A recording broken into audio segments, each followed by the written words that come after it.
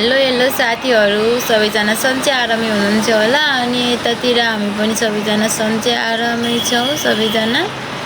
अनि हेर्नु न, म प्याज काट्दैछु। कति साना साना छन् के हाम्रो प्याजहरू। फेरि यो घरको बारीको हो, यो धेरै ठुला पनि भएन, प्याज साना साना छ। काट्न पनि कस्तो झ्याउ लाग्छ कि। अनि मैले फेरि आलु पनि उसिनिसकेको छु।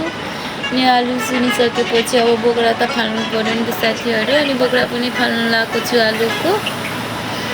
अनि आलुको बोक्रा भरि फालेर अब यसलाई फेरि यसरी मसिनो गराएर काटिसकेको छु। अनि यसमा प्लास्टिकमा फेरि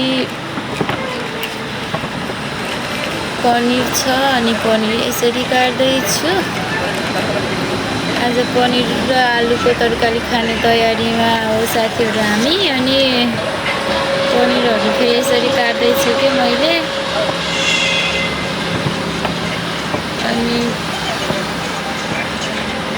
आज फेरि पानी पर्ला जस्तो गरिरहेको छ। यतातिर फेरि पानी पनि परेको छैन, तर पानी पर्ला जस्तो चाहिँ गरिरहेको छ। गर्मी नै छ भनौँ। अनि हजुरहरूकोतिर के कस्तो छ? अनि हाम्रोतिर त यस्तै छ साथीहरू। अनि म पनिर पनि यतिको बनाएर काटिसकेँ। अनि फेरि यतातिर कराई पनि बसाल्नु पर्यो। अनि कराई बसालेपछि ग्यास पनि अन गरिसकेको छु। त्यसपछि थोरै तेल राखेँ कराईमा। अनि एकछिन यतातिर फेरि तेल उता तात्दै गर्छ नि त, यतातिर म फेरि लसुन अदुवाको पेस्ट पनि तयार गर्दैछु। अनि सबै बनाइसकेँ, लसुनको अदुवाको पेस्ट। अनि प्याज टमाटर सबै म काटिसकेको छु। अनि यतातिर फेरि थोरै गरेर राखिसकेको छु। यसलाई एकछिन फ्राई गर्नुपर्छ नि त। अनि फ्राई पनि गर्नु पर्यो। म त यसरी बनाउँछु के साथीहरू। अनि जसरी जानिन्छ त्यसरी बनाएर खाने हो,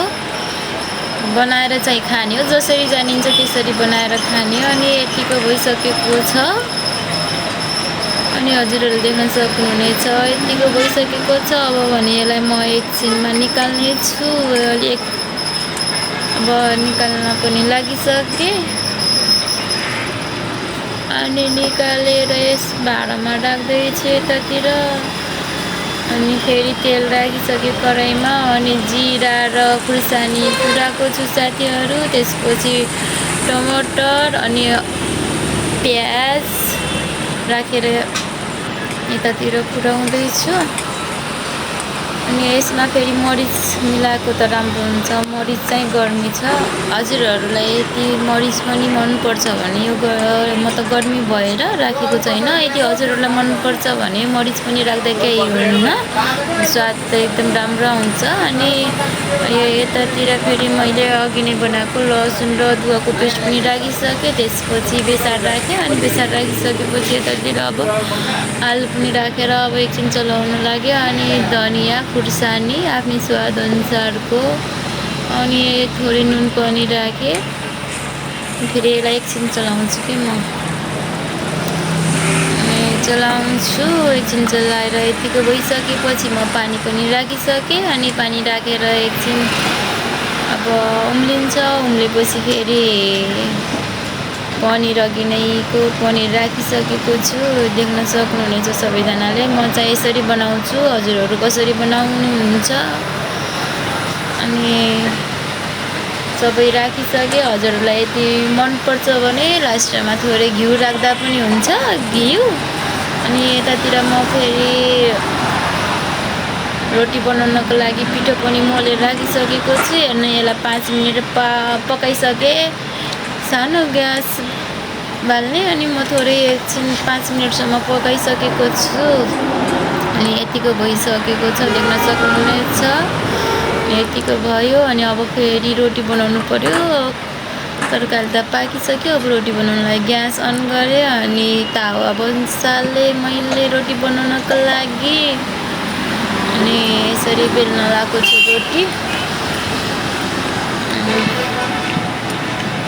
रोटी बेल्छु।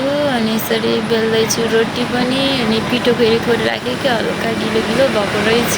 अनि थोरै पिठो राखेँ म प्लास्टिकमा राखेको थिएँ नि त पिठो मोलेर नरम हुन्छ भनेर अनि यतिको बेला यसरी त रोटी पनि पकाउँदैछु अनि रोटी पकाउँदैछु अनि आऊ यतातिर आऊ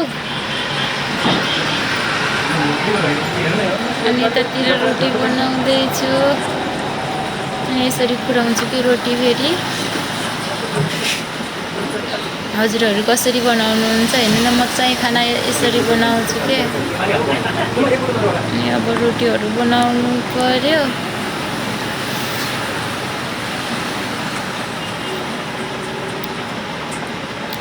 गर्मीमा अब आज यति रोटी बनाइसकेको छु हेर्न सक्नुहुनेछ यति रोटी बनाइसकेँ अब धेरै छैन अब थोरै छ बनाउनको लागि अनि हजुरहरूलाई कस्तो लाग्छ यदि खाने भए आउनुहोस् सँगै बसेर खाउँला साथीहरू खाउँला नि त सँगै बसेर